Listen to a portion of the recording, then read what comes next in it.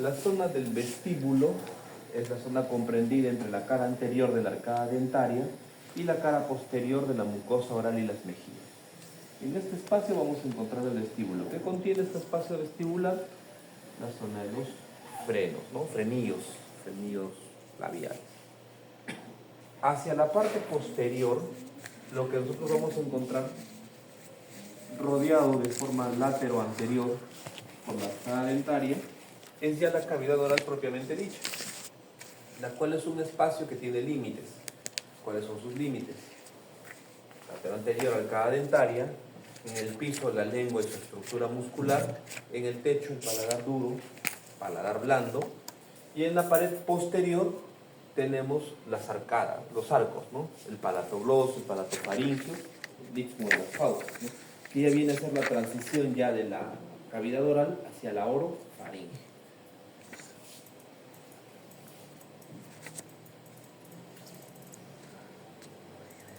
Vamos a ver acá.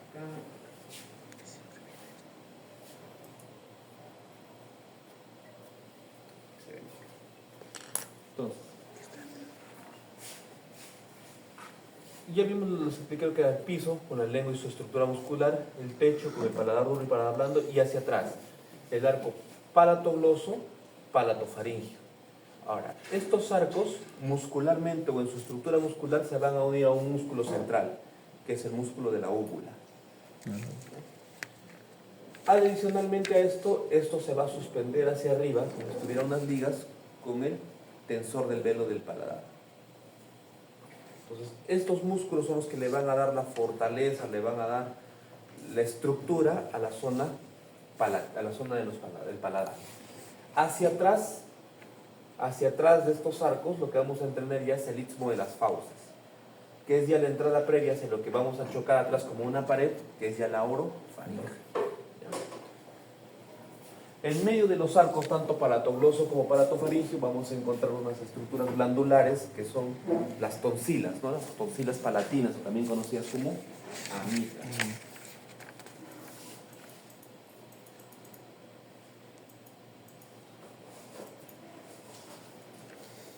Entonces, si nosotros hiciéramos una resección en lo que viene a ser paladar duro, paladar blando, está cubierto por glándulas palatinas, y si nosotros retiramos la estructura del paladar, ¿qué encontramos detrás? La estructura vascular, nerviosa y además los músculos, ¿no? Los músculos que les había mencionado ya, el palatofaringio, el palatogloso, el elevador del velo del paladar, el tensor del velo del paladar, y en un corte mucho más coronal lo que estamos encontrando es lo mismo, ¿no? Acá lo que les mencionaba, el elevador del velo del paladar, esta zona acá, la tuba auditiva, la zona de comunicación entre la cavidad oral y el oído medio.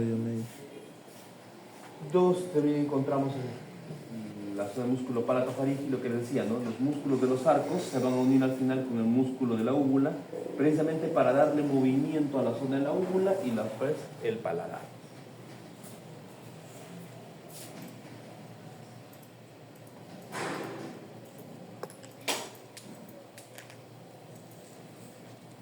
Estos músculos podemos agruparlos de la siguiente manera, por su inervación.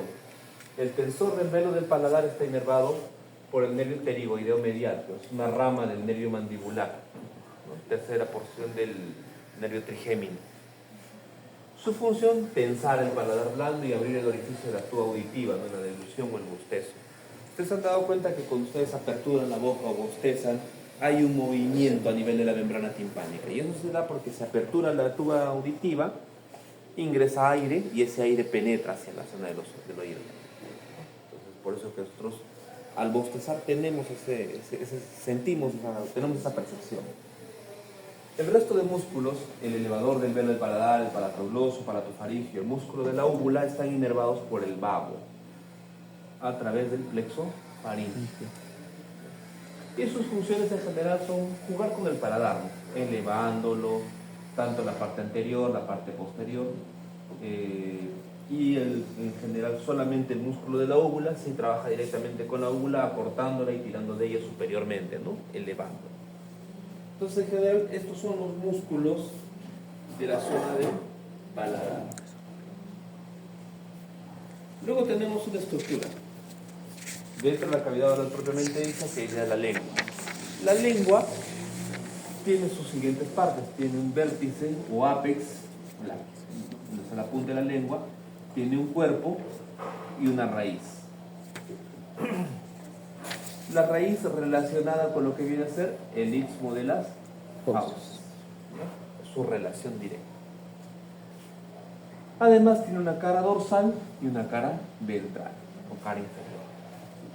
Su cara dorsal está tapizada por papilas linguales, las cuales se van a distribuir de manera uniforme, encontrándose la mayoría que tienen papilas gustativas alrededor del surco terminal. Y esto lo vamos a ver caracterizando cada tipo de papila. Las papilas filiformes, las que se diseminan por todo el tapiz dorsal de la lengua, tienen un epitelio escamoso queratinizado y proporcionan fricción para permitir el movimiento del bolo alimenticio. Su función es más mecánica. Carecen de papilas gustativas. Mientras que las fungiformes, las cuales tienen forma de hongo, que también están en el dorso de la lengua, tienen ya pocas papilas gustativas. Las foliadas en forma de hoja están ubicadas más hacia los márgenes posterolaterales y cerca al surco terminal, contienen numerosas papilas gustativas. Hay mayor cantidad de papilas gustativas. Entonces tenemos que hay mayor papilas gustativas cerca a los márgenes de la lengua y hacia la porción posterior, próximas al surco terminal. Y las papilas circunvaladas, que también son anteriores y paralelas al surco terminal de la lengua. Ahora, la lengua va a tener una estructura muscular en la cual se va a apoyar. Esta estructura muscular se va a dividir en músculos intrínsecos y músculos extrínsecos. Los músculos extrínsecos le dan soporte. Soporte y movimiento en bloque. ¿Por qué soporte? Porque lo van a anclar a estructuras óseas. Mientras que la musculatura intrínseca lo que va a hacer es darle el movimiento fino a la lengua. Si ustedes sacan la lengua, mueven el vértice hacia arriba, hacia abajo, lateralizan, enrollan la lengua, están trabajando directamente los músculos intrínsecos. Directamente los músculos intrínsecos. ¿Cuáles son estos músculos intrínsecos? Tenemos el longitudinal superior, vertical, músculo transverso y el longitudinal inferior. Este corte es un corte coronal. Adicionalmente a esto podemos ver algunos músculos extrínsecos acá. Tenemos, esto es el hueso hioides. En la superficie del hioides se va a anclar este músculo que va dirigido hacia la base de la lengua. Músculo hiogloso. El anclaje del hioides y la lengua, hiogloso. Luego tendremos el músculo estilogloso, que se va a anclar a la apófisis estiloides de la porción ósea. Luego también tendremos el músculo geniogloso, que se va a anclar en esta unión de las dos hojas de lo que viene a ser el hioides en su porción central. Aquí vamos a ver de otro corte. Nuevamente, no los intrínsecos. Longitudinal superior, vertical, transverso y aquí escondido atrás el longitudinal inferior. Si ustedes ven por su misma estructura de los músculos, son los que le van a dar el movimiento a la lengua. Segundo, tenemos el hiogloso, tenemos el genio-gloso, tenemos el estilo-gloso y el palato-gloso. Paladar, lengua, palato-gloso. Si ustedes se dan cuenta, estos músculos extrínsecos de acá están casi juntos. El único que está divorciado de este bloque es el palatogloso. Entonces, traten por lo menos de relacionarlo de esa forma. ¿Por qué? Porque todos estos músculos van a tener la misma inervación, la misma irrigación. El diferente es este. Entonces, si hablamos de inervación motora, todos los músculos extrínsecos de la lengua son inervados por el hipogloso, excepto el palatogloso. que es inervado por el nervio vago. ¿Sí? Todos los músculos intrínsecos de la lengua son inervados por el hipogloso. Todos. Entonces, si hablamos en general, todos los músculos intrínsecos y extrínsecos de la lengua, son inervados por el nervio hipogloso, excepto el palatogloso, que es inervado por el vago. Entonces acá funciona el todos menos uno, ¿no? Todos son inervados por el hipogloso, menos el palatogloso, que tiene inervación por el vago. Ahora, si vemos la irrigación, todos son irrigados por la arteria lingual y la arteria facial, excepto el palatogloso, que es inervado por las arterias faríngeas. También se van a diferenciar en la función. Todos trabajan a través del movimiento de la lengua, protuir la lengua. En cuanto a los extrínsecos, todos trabajan protuyendo la lengua, retrayéndola. El palatogloso hace una función distinta. Trabaja elevando la raíz de la lengua y cerrando el istmo de las fauces. Es decir, si ustedes pasan saliva en este momento e intentan deglutir, van a sentir que la raíz de la lengua se eleva y se pega hacia el paladar, ¿cierto? Háganlo. Sienten que se eleva. Entonces, inmediatamente ahí lo que están haciendo trabajar es el músculo palatogloso. Y si ustedes se dan cuenta, esto es algo que hacemos habitualmente cuando deglutimos. Iniciamos los procesos de la deglución. Entonces, una vez que formamos el bolo alimenticio en la boca, mecánicamente empujamos voluntariamente ese bolo alimenticio hacia la faringe, hacia la orofaringe. Les digo que lo hacemos voluntariamente, porque es algo que nosotros gobernamos en qué momento lo hacemos. Ojo, quédense con eso, es voluntario, es decir, los músculos que están implicados acá son músculos de tipo estriado, porque los estriados son los que siguen órdenes voluntarias. Los que son autónomos son los lisos. ¿Ya?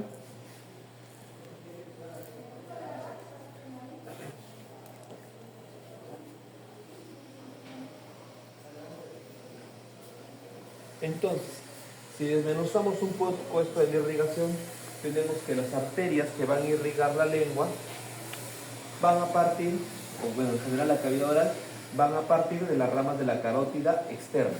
Recuerden que cuando hicimos respiratorio, hablamos un poco de la carótida.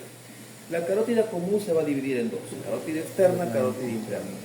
La carótida externa genera ramas para las estructuras cervicales y del macizo facial, en gran mayoría. La carótida interna, al contrario, viaja porque tiene que dar ramas principales hacia el polígono de Willis, ¿cierto? Generándole la cerebral anterior, la cerebral media. Excepto por ahí que va a generar las ramas así como la oftálmica, ¿no? Que se va a meter así por la órbita ocular. Pero esta arteria carótida externa va a generar ramas como las arterias linguales, sublinguales, lingual profunda. Son las que van a irrigar todo lo que van a hacer las estructuras de la lengua. Si hablamos del drenaje venoso, en el drenaje venoso hay dos troncos principales: la vena lingual y la vena satélite del nervio hipogloso. Se le dice así porque esta vena en todo su trayecto acompaña al nervio hipogloso. ¿Sí? Ambas recolectan de afluentes más pequeños la sangre y la van a terminar drenando en la vena yugular interna. ¿Y la vena yugular interna a dónde la va a llevar? La vena yugular interna a la... ¿Con quién se va a unir? Con la claro. ¿Y eso a dónde va a llegar? Al tronco cefálico. A la vena brachiocefálica, ¿no? O sea, derecha o sea, izquierda. ¿Y eso termina dónde? Es en el... Vena en la cava vena superior, superior, ¿no? Vena cava superior. No se olviden del drenaje venoso. Dibuje hoy que matiz el drenaje venoso de la lengua. Desembocadura final en la aurícula derecha. Ese es el trayecto, ¿no? Que tiene que seguir.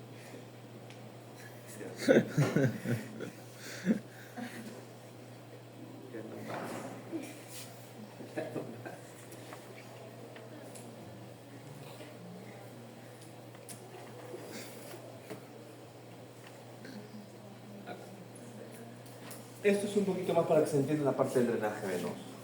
Vena lingual, vena satélite del nervio hipogloso. La vena satélite del nervio hipogloso recolecta de las venas sublinguales, mientras que la vena lingual recolecta de lo que vienen a ser la dorsal de la lengua y la lingual profunda. Y si les digo que esto llega a la yugular interna y finalmente termina en el corazón, quiere decir que esta circulación no llega al hígado, entra rápido a la circulación general. Será la razón por la cual los medicamentos que se utilizan en la vía sublingual se absorben más rápido, entran más rápido a la circulación general. 2, evitan el primer paso hepático. Cuando pasen de aquí a fármaco, en fármaco les van a hablar cuando hagan farmacocinética, farmacodinamia, de lo que es el primer paso hepático. Todo fármaco que ingresa por la vía oral hasta el estómago y sufre su degradación, es llevado sus componentes hacia el hígado para que el hígado lo biotransforme. Entonces normalmente entra como fármaco A con potencia 1 y en el hígado se transforma en fármaco B con potencia 100. Esos son los profármacos que hacen primer paso hepático. Eso lo van a hacer en fármaco, antes de meternos mucho más allá. Entonces, pero la razón es básicamente anatómica. Si yo les pregunto, paciente que se le coloca medicamento sublingual, explique usted la razón anatómica del por qué su absorción o su efecto es más rápido. La razón es netamente el drenaje venoso. Porque si ustedes colocan el medicamento acá, que es la zona sublingual, el medicamento se va a diluir y se va a absorber a través de las venas linguales profundas y sublinguales, terminando en los troncos lingual y satélite del nervio hipogloso y finalmente en la yugular, llegando directamente hacia la aurícula derecha, donde va a hacer su circulación cardíaca y va a ser proyectado directamente a la circulación general. No sé si acá ustedes tienen familiares que sean hipertensos y en algún momento ya han utilizado medicamentos antihipertensivos sublinguales. ¿Han visto, no? Le muelen el medicamento y se lo colocan debajo de la lengua. ¿Por qué? Lo que buscas es esto. Mientras el medicamento por la vía oral alcanza su pico de acción más o menos a las 4 o 6 horas, por la vía sublingual lo alcanza en 15 o 20 minutos, o probablemente antes. Entonces, a veces en emergencias hipertensivas, si queremos bajarle la presión más rápido al paciente, lo administramos acá. Pero eso no se hace con todos los fármacos, porque hay fármacos que sí necesitan el primer paso hepático para poder alcanzar su potencia máxima. Que si no, el fármaco se reabsorbe con potencia 1 y se va a distribuir con potencia 1. O sea, no va a ser en general el efecto que tú buscas, ¿no? Entonces, pero es más o menos una relación que hay entre lo que es la farmacología y la anatomía. Lo mismo pasa con la vía rectal. Eso cuando hagamos recto también. ¿Cómo se explica? De hecho, y estas son las estructuras nerviosas, ¿no? Principalmente acá el nervio hipogloso, ¿no? Y recordábamos que el nervio hipogloso, ¿qué músculos inerva? Y el músculo, Una mnemotecnia más rápida, el todos menos uno, ¿no? Todos. Inerva todos los músculos intrínsecos y extrínsecos de la lengua, excepto al palatogloso. Más rápido así. El pasito. Más rápido así. El pasito. A todos menos uno. Ahí tendrán que detallar, ¿no? ¿Cuáles?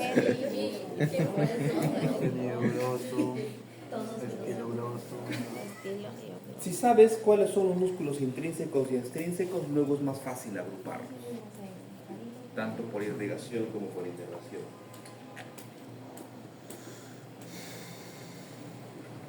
Aquí hay. Y el otro músculo responsable de la inervación, ¿no? El ramo faríngeo del nervio vago, ¿no? Que inerva al palato, y si ustedes ven sus fibras que se proyectan acá en otro color, se dirige también hacia los músculos faríngeos. Y aquí vamos a la faringe, que también tiene sus grupos musculares, también vamos a agruparlos en el todos menos uno. Y así como hay una inervación motora, que es la que hemos hablado netamente hasta ahora, también la lengua tiene una inervación sensorial o sensitiva. Y aquí dividimos la lengua en tercios. 2 tercios anteriores, 1 tercio posterior. En los 2 tercios anteriores está inervado por el nervio lingual, rama del mandibular, que es la tercera rama del trigémino. Y además por el nervio cuerda del tímpano, que es rama del nervio facial, los 2 tercios anteriores. El tercio posterior es inervado por el nervio glosofaríngeo. Glosofaríngeo. Entonces, la inervación sensorial o sensitiva es diferente a la inervación mecánica. ¿Ya? No es igual, no vayan a confundirse. Detalle usted la inervación sensitiva en la lengua y le ponen el hipogloso, le ponen el bajo. Hay diferencias tanto en la parte sensitiva como 2 sensorial tercios, de la 1 lengua. tercio. Luego, cuando hablamos de la faringe, no nos olvidemos que esta se divide en nasofaringe, orofaringe, laringofaringe. Y aquí lo importante es esto. Está rodeado, está revestido por una estructura muscular potente. Anteriormente podemos encontrar al músculo constrictor, el cual se va a dividir en 3 porciones. Constrictor superior, constrictor medio, constrictor inferior. Este músculo trabaja en bloque, es decir, tiene una única función. Su función es constreñir la faringe, cerrarla, además de elevarla. ¿Ya? Y están inervados por el nervio vago. Están inervados por el nervio vago, por su ramo faríngeo. ¿Sí? ¿Recuerdan esa figura que les mostré? El ramo faríngeo del nervio vago, y les dije, miren, va al palato gloso y luego genera ramas hacia los músculos faríngeos. Por esto. Pero no son los únicos, el único músculo que trabaja en esta zona. También trabajan los músculos, el estilofaringio, el salpingofaringio y el palatofaringio. Estos 3 músculos, funcionalmente hablando, ¿qué es lo que hacen? Elevar la faringe y la laringe. Pero si ustedes se dan cuenta, el palatofaringio además cierra el istmo de las fauces. Entonces retrocedemos un poco. Pasen saliva, deglutan. El movimiento no es solo de la raíz de la lengua pegándose hacia el paladar blando, cerrando el istmo de las fauces, sino también tienes un movimiento cervical. Sientes que todo este paquete se mueve hacia arriba y hacia atrás para deglutir. Entonces, cuando uno deglute, ¿qué músculos trabajan? El palatogloso más todos los músculos faríngeos, porque están trabajando inmediatamente los constrictores más al salpingofaringio, estilofaringio y el palatofaringio. Entonces entendimos en la parte funcional. ¿Sí? ¿Se entendió? Son mecánicos, ¿no? Son mecánicos, decimos. Mecánico voluntario. Voluntarios. Hasta aquí es voluntario. Ojo. Si hablamos en la inervación, aplicamos, les dije, el todos menos 1, ¿por qué? Todos los músculos faríngeos son inervados por el nervio vago, excepto el estilofaringio, que es inervado por el glosofaringio. ¿Sí? Todos menos 1. Todos son inervados por el vago. ¿Quiere ser más específico? Por los ramos faríngeos del nervio vago, excepto el estilofaringio, que es inervado por el glosofaringio. ¿Sí? ¿Se entendió ese? Igual que en la lengua, ¿no? En todos menos 1. En la lengua era todos los músculos de la lengua, intrínsecos y extrínsecos, son inervados por el nervio hipogloso, excepto el palatogloso, que es inervado por el ramo faríngeo del nervio vago. En faringe, todos los músculos de la faringe son inervados por el nervio vago, excepto el estilofaringio, que es inervado por el glosofaringio. Glosofaringio. Entonces, en cada paquete muscular encontramos al diferente, ¿no? Al que es diferente. Distinto.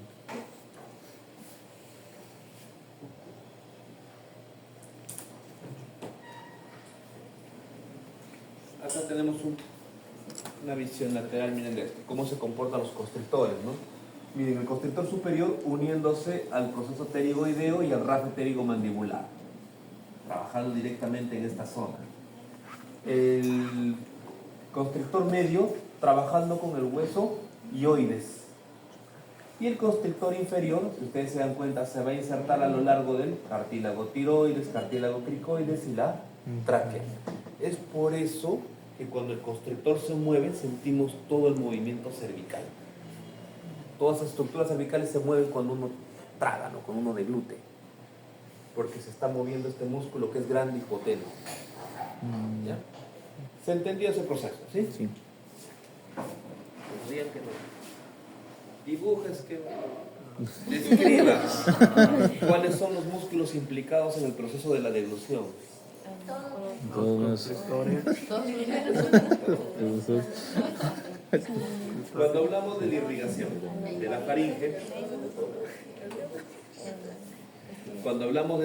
de la faringe, tenemos en cuenta lo siguiente. Participa la carótida externa, participa la carótida común y participa la subclavia. De esa forma, la faringe superior va a ser irrigada por las arterias faringeas ascendentes, rama de la carótida externa, la parte superior. La parte inferior va a tener ramas faringeas que provienen de la carótida común y además de la subclavia. Pero ¿quién va a generarle ramas? Tronco tirocervical, arteria tiroidea inferior. ¿Sí? Tronco tirocervical. Sí. La arteria tiroidea inferior, rama del tronco tirocervical, rama de la subclavia. No, sí, tirocervical, sí. Y cuando hablamos del drenaje venoso, básicamente hablamos de todo un plexo venoso que rodea los músculos de la faringe, que es el plexo de las venas faringeas. Estas van a drenar directamente en la yugular interna, ¿no? Y en la yugular interna se van a unir con la subclavia para las venas brachiocefálicas y finalmente la vena cava superior.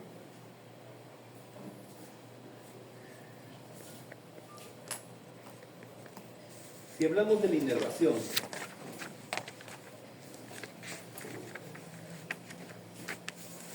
todo este paquete de nervios craneales, que son el noveno, el décimo, onceavo y doceavo par craneal, van a generar ramas faringeas para inervar todo este trayecto. Eso es una parte. Pero la otra parte más importante es cómo participa el vago a través del nervio laríngeo superior, recurrente superior. Recuerdan que hablamos bastante de este nervio cuando hicimos vía respiratoria, Sí. cuando hablamos de laringe. ¿De qué se hacía cargo este nervio en la vía respiratoria? De abrir la glotis. Para inervar el cartílago epiglótico. ¿Qué más? De inervar las cuerdas vocales. Entonces decíamos, ¿no? Si se lesiona este nervio, el paciente va a tener trastornos en la fonación, trastornos respiratorios porque no va a sellar la vía respiratoria, pero además va a tener trastornos deglutorios, porque este músculo laríngeo recurrente o laríngeo superior participa en la inervación de los músculos de la faringe. Entonces, imagínense, ¿no? Lo difícil que es lesionar este nervio y generar al paciente un problema permanente, porque no solo va a ir con su tubo de traqueostomía de por vida, ¿no? Sino también con su sonda nasogástrica de alimentación, porque no va a poder tragar.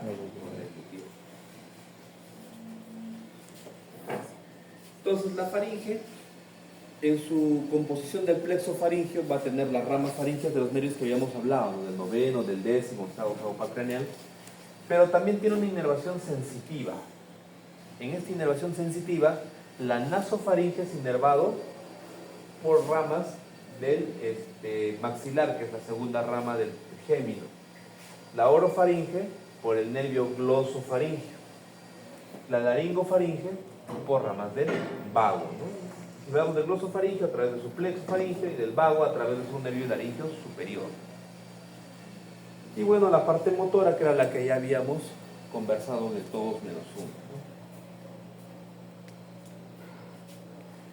Luego, cuando hablamos de esta estructura tubular, que es el esófago es una estructura tubular muscular de más o menos 25 centímetros de longitud, que lo podemos dividir en tres porciones, en tres tercios.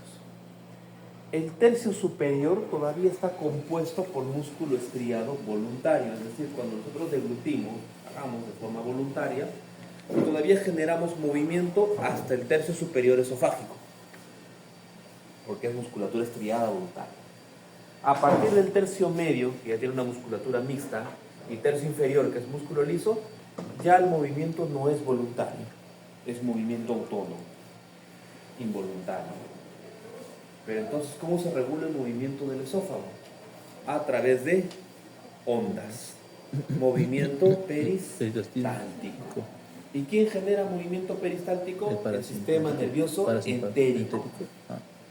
El sistema nervioso entérico. ¿Quiénes participan en el sistema nervioso entérico? El plexo mientérico de Meissner y Auerbach. El Meissner submucoso y el Auerbach muscular. ¿Sí? Entonces, a partir del esófago vamos a hablar en todo el tubo digestivo del sistema nervioso entérico, porque mientras exista movimiento peristáltico, el que lo gobierna es ese.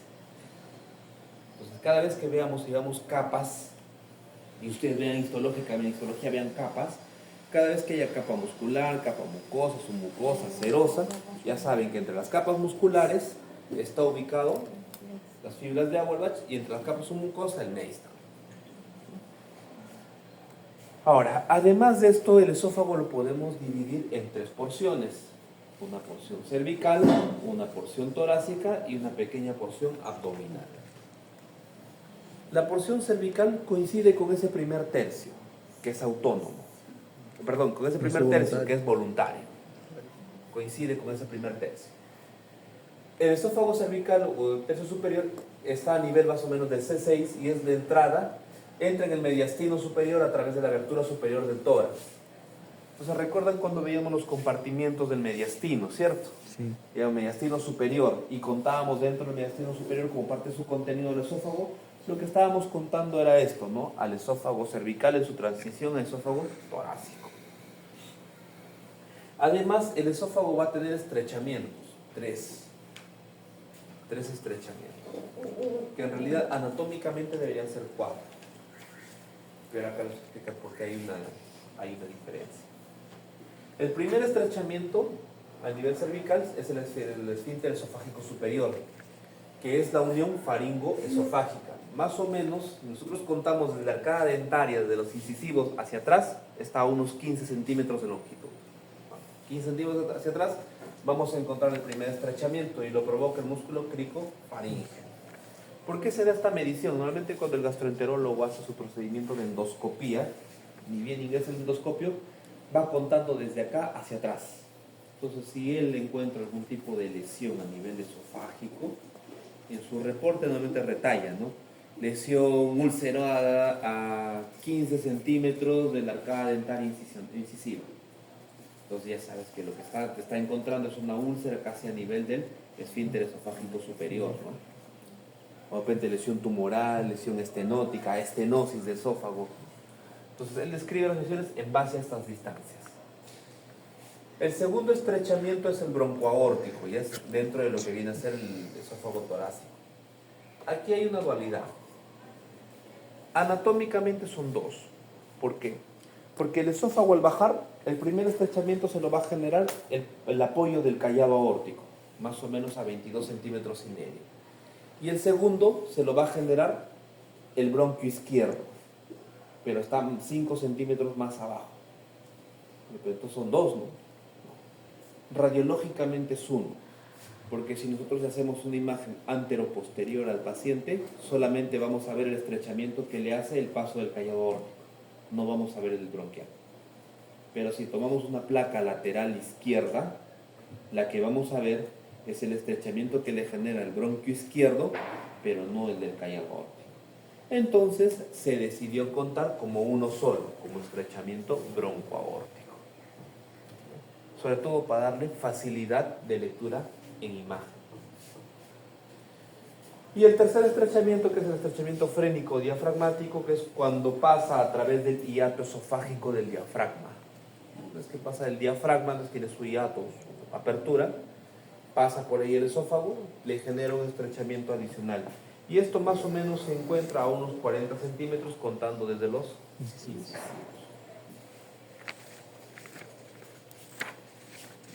Entonces, cuando hemos visto estas porciones del esófago, tanto el cervical, el torácico como el abdominal, nos sirve para ver la irrigación del esófago. En la irrigación del esófago, el esófago cervical está irrigado por la arteria tiroidea inferior.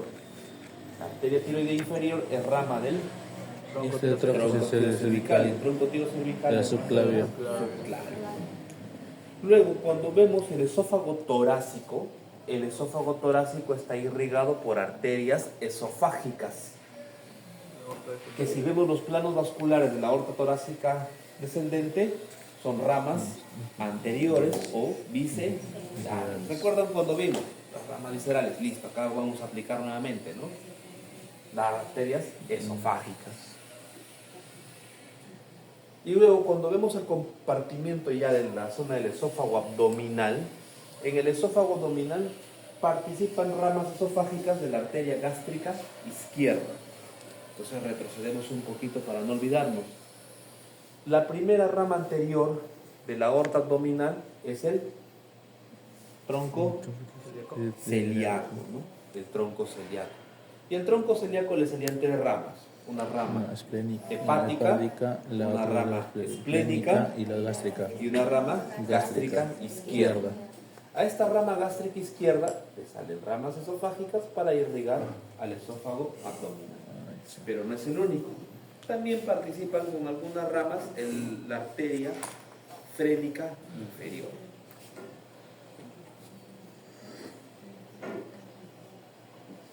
Aquí vemos, ¿no?, cómo se proyectan las ramas de la arteria frénica, irrigando, ¿no?, lo que viene a ser parte del diafragma, pero también genera ramas para lo que viene a ser el esófago abdominal.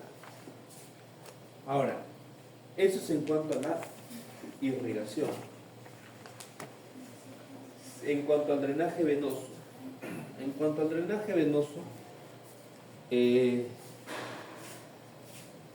las venas o el plexo esofágico venoso van a drenar tanto en parte de la yugular interna, pero principalmente en las cadenas de lásigos y hemiácigos. Ya cuando ingresa hacia la porción abdominal es drenado por la vena gástrica izquierda. Y a ese nivel, la vena gástrica izquierda ya está relacionado con lo que viene a ser las venas hepáticas. ¿Y esto por qué es importante? Porque cuando hay problemas hepáticos, problemas como la cirrosis, donde el hígado primero es grande, macronodular, luego se hace micronodular y además se fibrosa, al comprimirse el hígado va aumentando las presiones dentro de sus venas. Esas presiones van a refluir hacia atrás, dilatando las venas que hay en el hígado. Dilata las venas esofágicas de la gástrica izquierda. Entonces, ¿cómo se dilatan? ¿Qué es lo que se va a generar? Varices esofágicas. Primera causa de hemorragia digestiva alta en el adulto. Entonces, ustedes ya estudian la parte patológica de hemorragia digestiva. La hemorragia digestiva se va a subdividir en dos: varicial y no varicial. Lo más frecuente es varicial. Y la varicial depende de esto, de las varices esofágicas. Cuando se pregunta, ¿y de dónde vienen las varices esofágicas? Debe haber un incremento de presión a nivel de su desembocadura en las venas hepáticas. Tranquila. Emociones. Entonces, como parte de la patología siempre se puede explicar desde el punto de vista anatómico. ¿Sí? ¿Se entendió esa parte, no? Y cuando hablamos ya de la parte de la inervación, hay que tener en cuenta que a lo largo de todo su trayecto, al esófago lo acompañan dos cadenas, que son las cadenas del vago, generando una red nerviosa con sus ramas vago derecho, vago izquierdo y el vago anterior. Entonces van a inervar al esófago en todo su trayecto. Pero no es lo único. En esta inervación, ¿no?, que está mediado por el plexo esofágico, inervación parasimpática por el vago, y la inervación simpática que está a cargo del tronco simpático cervical, torácico y los espinales torácicos, pero principalmente para el movimiento ondulatorio o lo que viene a ser el peristáltico, ya participa el plexo mientérico de Auerbach y su mucoso de Meissner, ¿no?, que están incorporados en la pared esofágica y juegan un rol importante en la regulación de la peristalsis. ¿Hasta ahí alguna duda? ¿No? ¿Ninguna? Todo. Entonces, el siguiente viernes sería el pasito desde cavidad oral hasta Esto. esófago. Ya. Nos quedaría por trabajar estómago, intestino delgado, colon y recto. En el estómago se trabaja mucho lo que son porciones del estómago, la irrigación. Acá vamos a volver a tocar nuevamente la importancia del tronco celíaco. Y nuevamente me van a volver haciendo esto, ¿no? Gástrica izquierda y la hepática, porque de ahí viene toda la irrigación del estómago. ¿Y va? Ahí parte todo. No, de la esplénica participa menos. Los círculos arteriales mayores del estómago se forman de estas dos ramas principales. La esplénica participa a través de ramas gástricas, las gástricas cortas, que son ramas chiquitas. Las principales vienen del otro lado. Y ahí vamos a ver, ¿no? La unión gástrica izquierda, gástrica derecha, gastromental derecha, gastromental izquierda, y son los que le van a dar la irrigación a los 2/3 gástricos, ¿no?, dejándole una pequeña porción nada más a la esplénica. Chicos, ahorita les devuelvo café, ¿no? Si gustan, las diapositivas están ahí, si es que no las tienen ya.